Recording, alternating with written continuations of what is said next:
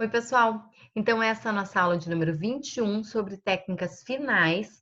A ideia dessa aula é a gente conversar sobre duas importantes técnicas que encerram o processo terapêutico. Claro, a gente falando de um processo terapêutico que se terminou conforme a gente esperava que seria, né? Ou seja, concluindo as metas, chegando à remissão de sintomas, chegando então a melhor qualidade de vida, a melhora dos prejuízos funcionais do cliente, certo? Então, eu vou abrir para vocês aqui a minha apresentação e a gente vai falar então dessas duas técnicas que elas têm como objetivo principal, primeiro, promover a habilidade de utilização de técnicas aprendidas de forma autônoma, né? Então, desenvolver a autonomia do cliente. No final, o que a gente precisa é que o cliente esteja utilizando as técnicas sozinho na vida cotidiana. Isso é o que garante que há uma possibilidade, então, de terminar esse processo.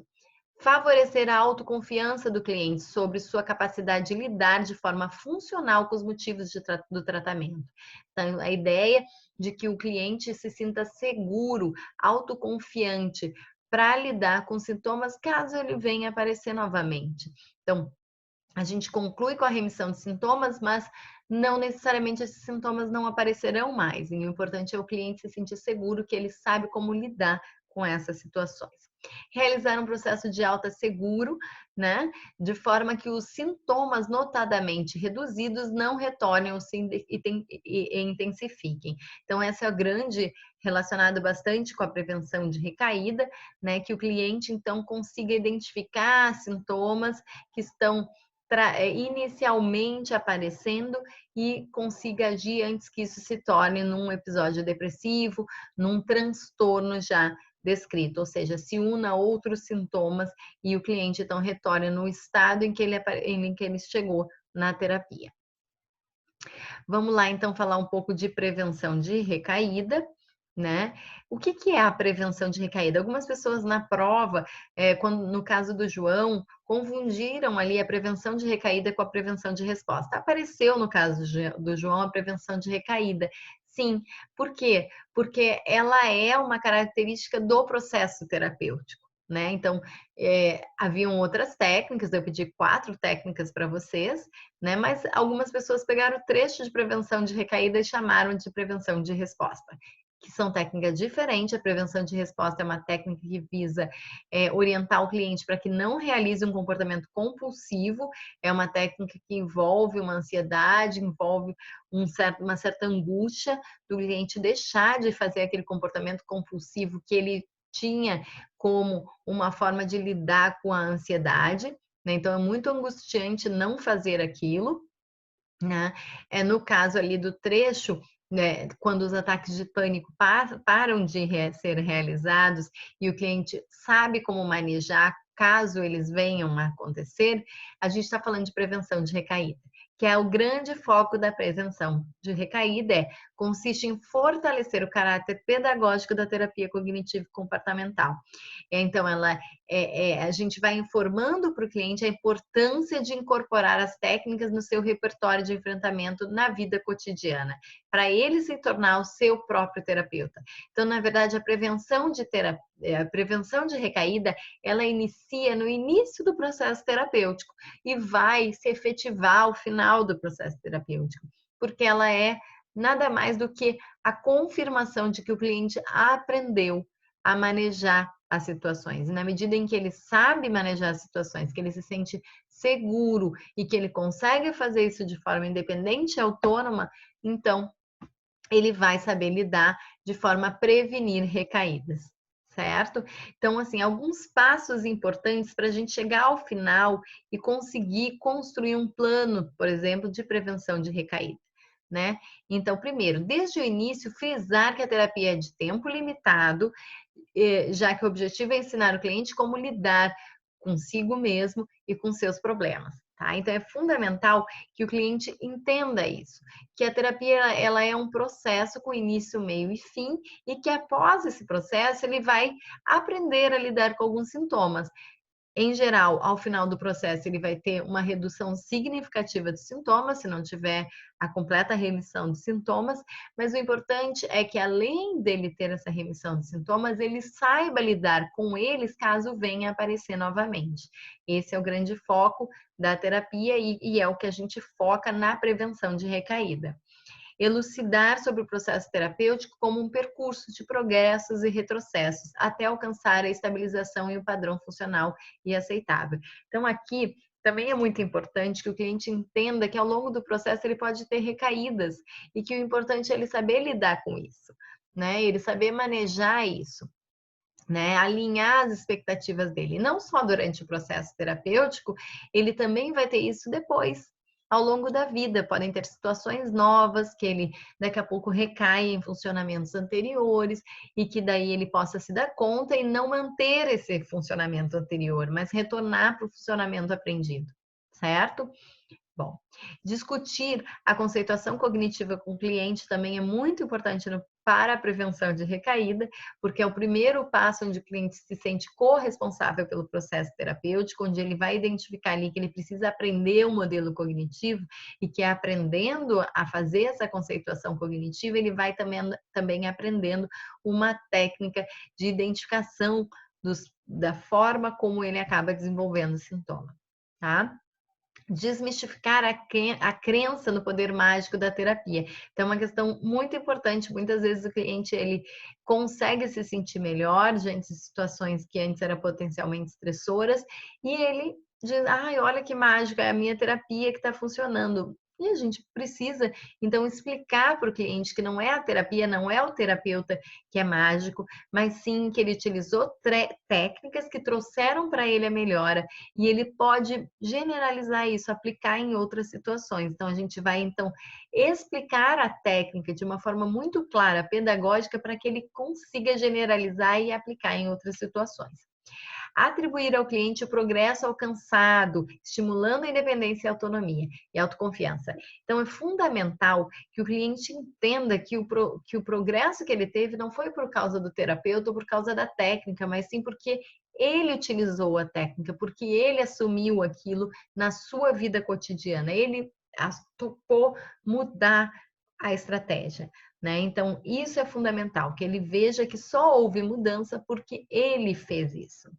Ao longo da terapia, o cliente deve desempenhar um papel cada vez mais ativo. Isso aqui a gente já falou desde o início lá da nossa é, das nossas aulas, né, do nosso semestre, a gente já trouxe isso, que é importante, aos poucos o cliente ir se tornando mais ativo que o terapeuta, porque isso vai trazendo para ele maior autoconfiança e vai desenvolvendo a sua independência e autonomia. Poder distinguir lapso de recaída para não transformar um lapso em recaída. Então, essa diferença ajuda o cliente a entender que em alguns momentos ele pode cometer um lapso, ele pode retornar a um funcionamento antigo que já estava habituado, que tem toda uma história, mas ele pode não transformar isso numa continuidade e aí sim ser uma recaída e daqui a pouco desenvolver sintomas decorrentes desses comportamentos e pensamentos disfuncionais. Ele pode entender isso como um ponto, foi ali, tive um lapso, amanhã eu continuo fazendo como eu estava fazendo, trazendo as estratégias, aplicando RPD, tentando fazer reestruturação cognitiva, adotando comportamentos alternativos, certo? Então, é muito importante que o cliente ele vá entendendo que os lapsos vão existir, que os retrocessos vão existir e que se isso vai fazer parte do processo. Principais recursos terapêuticos associados à prevenção de recaída. Então, aqui são recursos que os autores trazem, que são o que fazem com que, quando o cliente tem isso desenvolvido, eles estão, então, preparados para um processo de alta, tá? Então, promover o entendimento de que os pensamentos são vivenciados como eventos mentais, né? Então, a ideia de que os pensamentos são eventos mentais e não são expressão da realidade. Várias vezes já falei para vocês sobre isso em várias aulas, tanto na terceira onda quanto na segunda. Essa é uma questão fundamental, que o cliente se distancie, se afaste dos pensamentos, que ele não entenda que o pensamento é ele, o pensamento é a realidade. O pensamento é um evento mental, é uma interpretação da realidade e que ele pode pode desenvolver outras maneiras de interpretar essa realidade. Ele precisa se distanciar, se desfusionar deste pensamento, contemplar. Numa terceira onda, ele vai contemplar e deixar o pensamento passar. Na segunda onda, no caso do Beck, o que ele vai fazer? Ele vai buscar pensamentos alternativos, outras formas de pensar sobre a mesma situação, entendendo que aquela é apenas uma. Isso se chama metacognição. No momento que o cliente começa a desenvolver espontaneamente essa metacognição, ele entende isso, passa a acontecer na vida cotidiana de uma forma mais recorrente, a gente já tem um bom processo, uma boa etapa do processo terapêutico concluída. A outra questão, identificar e monitorar os sintomas residuais e gatilhos. Então, quando a gente começa a prevenção de recaída, esse é o ponto principal. A gente identificar os sintomas residuais, aqueles sintomas que mantêm, ou seja, a insônia fazia parte do meu quadro ali depressivo, porém, melhorei dos meus sintomas, mas eventualmente ainda tenho noites em claros, quando eu tenho alguma situação mais estressante na minha vida, eu fico sem dormir. Então, é um sintoma residual que aparece em algumas situações. Então, eu posso fazer uma análise desses sintomas residuais, identificar quais situações que eles vão aparecer e que, ok, faz parte da minha vida, ou quanto eles estão intensificados. Certo? Então, é muito importante isso. Ah, ok, uma noite, duas sem dormir, ok, isso faz parte dos meus sintomas residuais. Agora, 4 noites sem dormir, isso já pode significar o início de um processo de depressão. Então, para eu não deixar esse processo seguir adiante, eu vou fazer a prevenção da recaída, que eu vou fazer um plano então, se eu passar 3 noites sem dormir, o que eu vou fazer para não deixar que o caso se agrave? Porque, bom, se eu fico sem dormir, isso vai me irritar, vai me deixar cansada durante o dia, eu vou começar a não fazer as atividades físicas que eu preciso fazer para me sentir melhor. Então, evitando atividade física, não realizando as atividades físicas, eu vou me sentindo mais triste, mais desanimada. Essa tristeza vai me fazendo não fazer as coisas que eu preciso fazer na vida cotidiana, e aí eu vou caracterizando, então, fazendo a bola de neve, né? Caracterizando o meu processo depressivo, o meu transtorno depressivo. Então, para não deixar isso acontecer, o que eu posso incluir aí, né? E eu posso ter isso previamente planejado, tá? Então, a gente já sabe que os primeiros sinais da depressão, isso tem vários estudos que mostram, estão relacionados aos sintomas residuais. Então, aumento da presença e da gravidade dos sintomas residuais. Então, 2 noites sem dormir, ok. 3, 4 noites, opa, sinal de alerta, eu preciso fazer alguma coisa, porque senão eu posso entrar num processo depressivo. E aí, bom, eu posso usar um medicamento, se necessário, eu posso utilizar a higiene do sono, aí aquilo que eu utilizar como algo que eu sei que funciona para eu dormir melhor. Tá ok, pessoal? Bom, que mais? Então, a realizar esses planos, identificar e monitorar os sinais e sintomas residuais e os gatilhos também, aí eu faço uma lista de sinais que eu identifico ali que estão ainda presentes e que podem estar associados a uma piora, né? Mas que são, assim, os primeiros sinais que aparecem e que eu atingindo eles, eu não deixo eles progredirem. E aí, a partir do momento que eu faço essa lista, eu vou construir um plano que vai ter ações que eu vou utilizar quando esses sintomas se modificarem. Então, assim, tudo bem, eu sou uma pessoa mais irritada, eu sei que a irritação permanece na minha vida, apesar de eu já ter tratado a minha depressão, eu continuo irritada com algumas situações. Quando aquela situação acontece e me dá irritação, dentro do hoje, como eu me comporto, residual, eu responder um pouco mais agressiva, né? Ponto.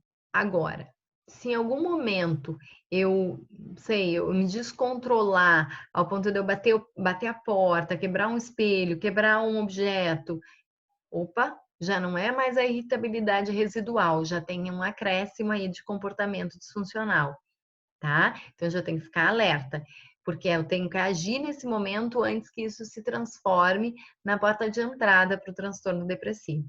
tá? E aí, o que que eu vou fazer? Bom, eu vou identificar os pensamentos automáticos que estão me levando a esses comportamentos de irritabilidade, eu vou avaliar o quanto que eles estão condizentes com a realidade, certo? Então, vou fazer lá a reestruturação cognitiva, como eu aprendi com a minha terapeuta, adotar como pensamentos alternativos, sentimentos, então, que vão amenizar a minha irritação e comportamentos mais funcionais. Eu posso usar também uma estratégia de relaxamento, uma técnica de relaxamento. Então, aí, o que que eu vou usar vai ser o que eu tiver combinado ali no meu plano de recaída, certo? Fazer alguma coisa, sair da situação, dar uma caminhada, fazer uma pausa, tentar conversar com uma amiga para ver a solução do problema. E aí, no caso da insônia, se passar 3 noites sem dormir, usar uma medicação. Então, também são alternativas possíveis, tá? Então, a ideia da prevenção de recaída é isso: eu ver quais são os sintomas residuais, quais são os gatilhos, né, situações potencialmente que podem me levar para o sintoma, né, e ter alguma ação preventiva. Envolver pessoas significativas pode auxiliar também, né? Então, assim, no momento que eu vejo um agravamento dos meus sintomas residuais ou daqueles sintomas que eventualmente eu tenho, ou o aparecimento de um sintoma a mais que eu não costumava ter, então eu posso envolver alguém para me ajudar, né, nesse processo, né? Então, assim, se eu começo a perceber que eu não estou querendo sair de casa, eu estou muito cansada, ando muito desmotivada, desanimada, eu posso falar com uma amiga minha que eu já sei que me ajuda nesse sentido e ela me tirar de casa, ela me forçar a fazer as coisas, me forçar não, mas me estimular a fazer as coisas para que eu não siga naquela linha de pensamento que vai me levar para um transtorno depressivo. Certo, pessoal? Então, basicamente, essa é a prevenção de recaída, é a construção desse plano, é pensar previamente, é fortalecer autonomia e autoconfiança para que o cliente, então, diante de situações gatilhos, ele mesmo já faça análise que aquilo é um gatilho e que ele precisa lançar mão, então, do plano que ele trabalhou em terapia, certo? Se ele não tiver um plano para aquele gatilho específico, ele criar então uma estratégia, não deixar que aquele gatilho se transforme em algo que vá levar ele a uma recaída, certo? Bom, isso para todos os tipos de transtornos a gente usa o mesmo procedimento de prevenção de recaída ou coisa muito parecida, tá? Dentro dessa lógica de identificar previamente sinais de risco, né? De risco de retornar ao sintoma, de ter a recaída, certo? E previamente ter uma ação preventiva. Processo de alta qualificada. Então, o que é o processo de alta qualificada, né? O processo de alta qualificada trata de um processo acordado, combinado entre terapeuta e cliente, de uma diminuição gradativa de sessões, espaçamento. Em geral, parte-se de encontros semanais para encontros quinzenais, após a estabilização, vai para encontros de 3 ou 4 semanas, a cada 3 ou 4 semanas. Depois a gente vai para estratégias de sessões de encorajamento, que é a cada 3 meses, depois 6 meses, depois 1 ano, certo? Bom, esse é o processo de alta qualificada. Mas ele é qualificada só porque eu vou espaçando gradual? Não, gradual é uma das características dele, mas ele acontece de forma qualificada porque a gente vai identificando de uma forma bem objetiva o porquê que este é o momento da alta, que esse é o maior desafio. Tá? E estimulando, então, a essa alta acontecer. É muito fácil o cliente querer continuar na dependência do terapeuta, né? Por isso que é importante todo aquele planejamento e prevenção de recaída, a gente pensar lá no início, tudo aquilo que vale para prevenção de recaída também vale para a alta qualificada. O desenvolvimento de autonomia, de autoconfiança é fundamental para eu realizar essa alta qualificada. E ela em si é um processo que vai estimular ainda mais essa autonomia, essa independência e autoconfiança, tá? Quando iniciar uma alta qualificada. Esse é um grande desafio na literatura, tem pouquíssimos estudos sobre alta. Alta é um tema pouco trabalhado. Acho que muito das dificuldades dos sistemas de saúde tem a ver com isso, com a dificuldade dos terapeutas de fazerem esse processo de alta, certo? Muitas vezes essa alta acontece porque o cliente decide não ir mais, porque ele decide que já está bem. E aí a gente também tem que ter um pouco de cuidado com isso, porque às vezes isso é precoce, tá? Vamos lá. Uma vez cumprida a meta, né? Então, alguns pontos que dentro da terapia cognitiva a gente consegue objetivar, né? A gente tem uma meta, foi cumprida essa meta, ok, esse é um ponto. O outro, que o cliente tenha experimentado uma redução de sintomas, então a redução de sintomas é o outro objetivo, então eu vou pensar em alta quando esses sintomas estiverem efetivamente reduzido. Quando o cliente tenha aprendido as ferramentas básicas de terapia cognitiva como estratégia cotidiana, que eu perceba que o cliente no dia a dia vem utilizando a estratégia e isso já está acontecendo há algumas semanas, tá?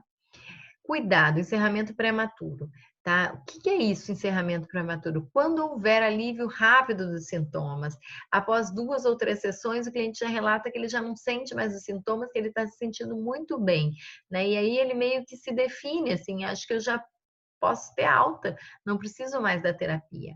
E aí a gente pode e deve orientar o cliente, psicoeducar, que isso pode ser simplesmente uma coincidência, pode ser simplesmente um fator um resultado da motivação, mas ainda ele não passou por um processo que a gente esteja seguro que seja fruto de uma mudança ali comportamental, cognitiva, que vá perdurar, ou seja, que não esteja sujeito a uma recaída diante do primeiro fator estressor ampliado. Tá? Então a gente precisa ter muito cuidado, porque às vezes tem esse alívio imediato, o cliente começa a usar uma técnica de relaxamento, a técnica funciona, ele consegue ali identificar pensamentos disfuncionais e ter alternativos, mas o quanto que ele vai ter isso em outro, vai conseguir generalizar isso para outras experiências cotidianas, a gente ainda não tem essa segurança. É muito precoce. Certo? Então a gente precisa então elucidar com o cliente a questão dos altos e baixos da terapia, dos progressos, dos retrocessos, que isso é parte do processo de aprendizagem, certo? Então é bem importante cuidar com isso, porque esse é um fator que faz muitas vezes o cliente rapidamente incorrer na recaída e ter um retorno ao processo terapêutico, ou mesmo criar uma resistência a outros processos terapêuticos, né? Mesmo que ele não siga com o mesmo terapeuta, ele pode ter uma resistência a iniciar uma outra terapia, porque ele vai achar que não funciona, tá? Então a gente precisa ter muito cuidado com isso. Bom, mas pensando numa alta qualificada, a gente de fato percebeu que o cliente reduziu sintomas, a gente trabalhou bem a redução de sintomas, que isso foi observado porque ele consegue utilizar a estratégia aprendida em outros contextos, né? Então, em outras situações, ele conseguiu generalizar e usar as estratégias. A gente percebe que nas sessões vem se repetindo o cliente de uma forma muito ativa e a gente mais passivo, né? E ele ativamente trazendo as situações da vida cotidiana e o quanto que ele vem sozinho conseguindo chegar nas respostas alternativas e nos comportamentos mais funcionais. Bem, bom, quando a gente chega nesse momento, a gente começa a pensar que é o momento de espaçar sessões.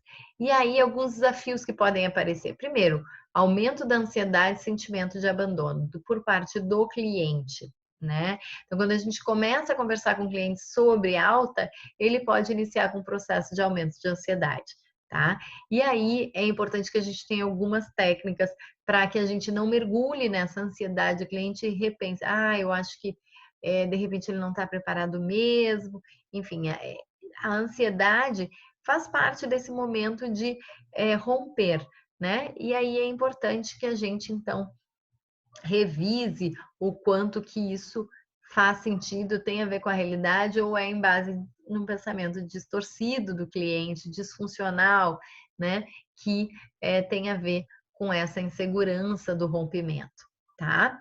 Bom, o sentimento de abandono é a mesma coisa, o próprio pensamento, que a sensação de estar sendo abandonado pode levar a essa ansiedade, tá?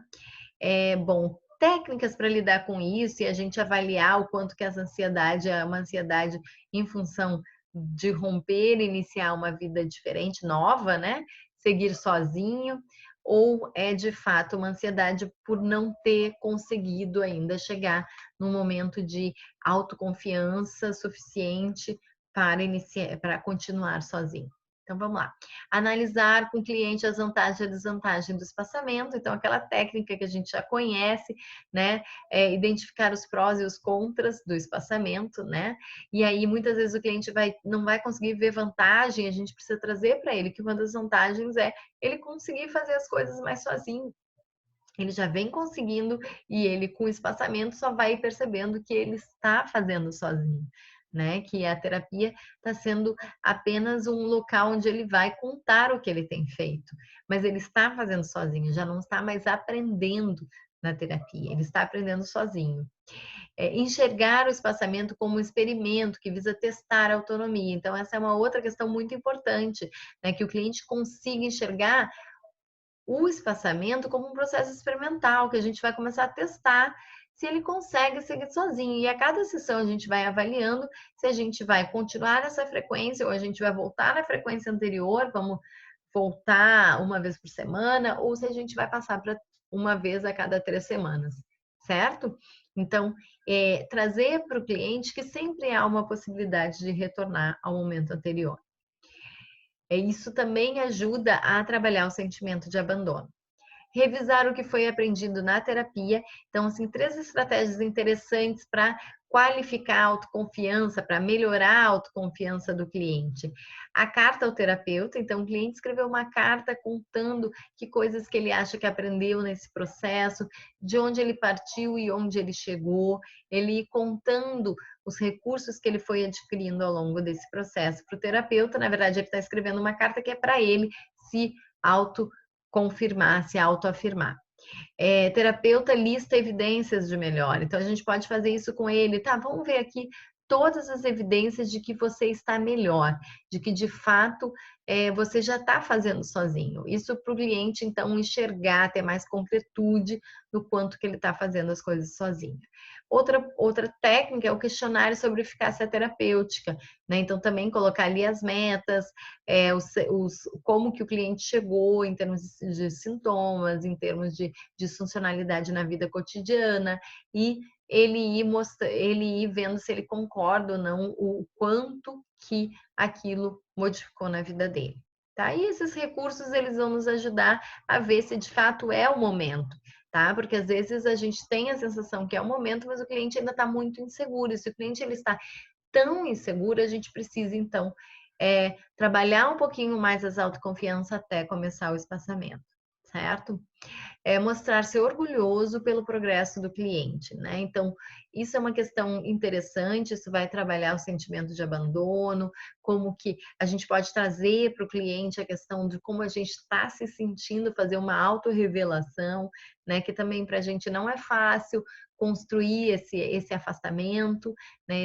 Esse distanciamento, mas que isso a gente compensa esse sentimento negativo com um pensamento de que isso se deu porque funcionou, porque o cliente melhorou, porque ele já está conseguindo fazer sozinho, e isso traz um sentimento de satisfação que é bem maior do que o sentimento de tristeza, né? Então, poder mostrar como que a gente, então, lida com aquela situação e que não pensando no abandono, mas é pensando no desempenho positivo e na eficácia que houve o tratamento para melhora daquele cliente. A gente pode escrever uma carta ao cliente também falando desses sentimentos e mostrando o quanto que a gente se sente orgulhoso desse processo que ele viveu. Organizar roteiros de autoterapia, isso é bem interessante também para o cliente, então, se sentir mais seguro para viver aquela semana sem a terapia, ele desenvolver a terapia sozinho. Fazer o roteiro da sessão, aquele roteiro que a gente já conhece, né?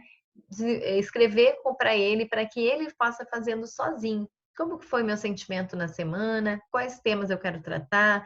Fazer uma análise dos temas, a partir da identificação dos temas, eu poder usar algumas técnicas ali para me ajudar a confirmar os meus pensamentos ou refutar, enfim, né? Usar a técnica que me pareça mais apropriada e, por fim, identificar uma tarefa para eu fazer para reforçar aquilo que eu consegui aprender ali ou que eu sozinho fui identificando, certo? Então ele pode fazer esse processo de autoterapia sozinho naquela semana em que ele não tem terapia. E aí, na semana que ele tem a terapia, a gente revisa como é que foi essa autoterapia.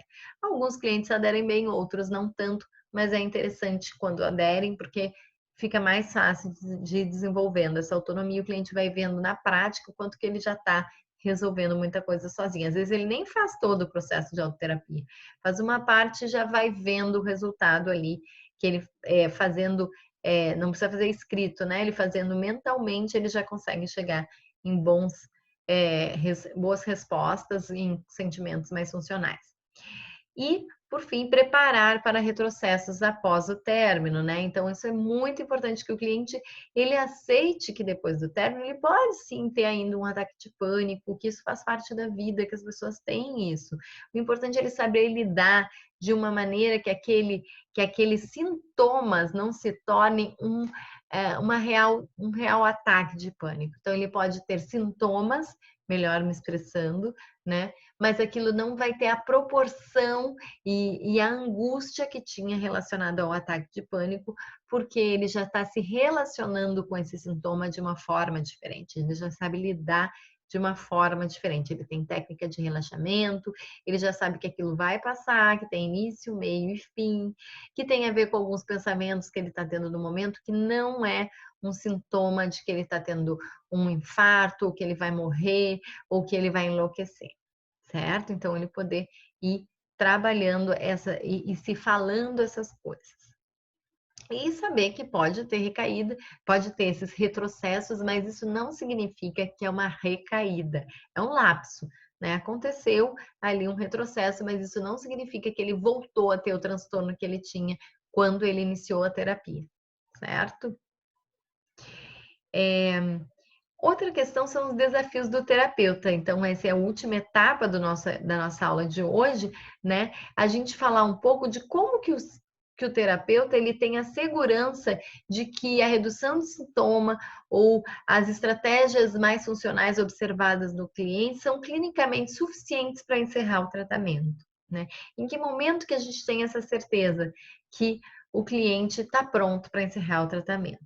Isso, de fato, é algo muito subjetivo, tem muito pouco estudo sobre isso, né? Porque tamanha subjetividade, né? Em geral, acontece quando a gente faz esse antes e depois, né? A gente avalia como ele chegou e onde ele está hoje, né? E principalmente quando começa a se repetir. E nas sessões o cliente vai ficando cada vez mais ativo e a gente cada vez mais passivo, e a gente vai vendo e cada vez a gente mais faz é reforçar e mostrar que legal que você conseguiu, você está vendo que você está indo sozinho. Quando a gente começa a ter repetidamente esse tipo de sessão, então a gente vê que o processo de alta ele já se iniciou e que a gente precisa começar a espaçar as sessões, para que o cliente não vá gerando a dependência da nossa confirmação, mas que ele vá vendo que ele está conseguindo sozinho e não precisa nem mais da nossa confirmação, certo? Bom, então o Jacobson, junto com outros autores, desenvolveram um protocolo de 7 itens para a alta qualificada. O que acontece? Ajuda o terapeuta a desenvolver essa segurança de que é o momento de se proceder à alta, certo? Então, esse texto eu disponibilizei para vocês, é um texto que infelizmente está em inglês, mas aqui eu coloquei uma tradução breve de quais são esses 7 critérios. Então, um deles é a redução de sintomas, que a gente já falou, então, o critério principal do tratamento, reduzir os sintomas. A gente pode usar uma escala antes e depois no final usar a mesma escala para ver se houve a redução, ou caso a gente não tenha usado uma escala antes, a gente pode usar uma escala para a gente identificar se o cliente ainda apresenta algum sintoma em relação, né, à validade daquela escala mesmo, se ele está com ausência completa de sintomas, ou se ele tem sintomas leves que não justificam, não caracterizam um transtorno. Tá? Então, o quanto que a escala vai nos dar um norte da gravidade que aqueles sintomas ainda estão presentes ou não estão mais presentes, tá? Outra outra forma é a gente ver a estabilização da redução de sintomas por 8 semanas. Tá? E aqui é importante que os autores trazem, por que 8 semanas? Né? Porque, em geral, as classificações internacionais, como o DSM, eles trazem que 2 meses de remissão dos sintomas significa que o transtorno está em remissão, já não existe mais aquele transtorno, certo? Então, é importante a gente pensar nessas 8 semanas. Se há 8 semanas a gente vê que os sintomas estão estáveis, se aparecem num nível muito leve e o cliente tem manejo da situação, não se transformando em algo tão disfuncional e um sofrimento tão grande, então a gente vai vendo que de fato a redução de sintoma aconteceu e está se tornando estável. Redução do prejuízo funcional também, isso é super importante, né? Alguns clientes vão manifestar redução de sintoma, mas sem redução do prejuízo funcional. Ou seja, na vida cotidiana ele continua tendo prejuízos. Não vai algumas situações importantes dele estar, então ele está com prejuízo no trabalho, nas relações interpessoais, né? Ou ele segue com alguns comportamentos compulsivos, né? Então ele pode seguir com mantendo alguns prejuízos funcionais que vão estar levando a uma disfuncionalidade ainda. Então, é importante que a gente avalie os dois, a redução dos sintomas e a redução do prejuízo funcional, especialmente se o cliente está conseguindo trabalhar e manter relações interpessoais. E aí, lembrando Freud, né, que diz que a ausência de patologia seria isso, a gente poder trabalhar e amar de uma forma funcional. Né? Então é isso, a gente vai avaliar se aquilo que estava prejudicado no começo da terapia se modificou, se a qualidade de vida está melhor. Então a gente pode fazer isso por meio de perguntas, a gente pode olhar lá a primeira sessão e ver os motivos do tratamento, a lista de problemas, né? E a partir dessa dessa revisão a gente vê se houve mudança ou não. Uso de novas estratégias diante do sintoma. Então, se o cliente de fato está usando novas estratégias de forma autônoma, então ele chega na sessão já relatando, identificando sozinho nas situações na semana em que ele usou as novas estratégias, né, que ele teve muito menos sofrimento, que muito menos comportamentos disfuncionais. Então, ele mesmo já consegue identificar o uso de estratégias e ele mesmo mostra como ele usou as estratégias, tá? E de que forma e quais estratégias. Uso de novas estratégias, especialmente em situações de grande vulnerabilidade. Então, assim, em semanas mais conflituosas, mais estressantes, ele continuou utilizando as novas estratégias, ele conseguiu não retornar às estratégias mais antigas, mais arraigadas.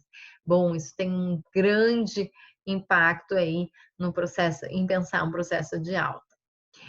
Senso de orgulho sobre novas habilidades, em contraste com a inicial dúvida em relação às técnicas. Então, esse é um outro ponto interessante. Quando o cliente chega animadamente, né?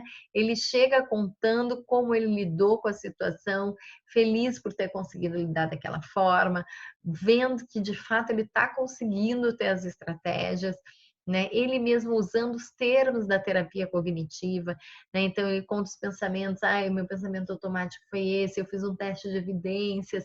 Então ele mesmo utiliza os recursos sozinho e ele mesmo traz de uma forma bem ativa e quase que o terapeuta fica observando isso e pontuando, nossa, que legal que você está conseguindo perceber e está animado em relação a isso, é isso aí, eu também consigo perceber, então a gente reforçar isso no cliente, certo, gente?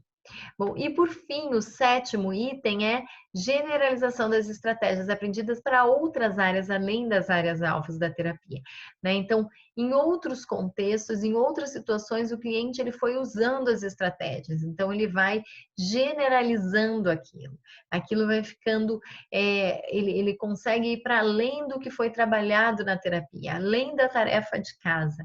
né?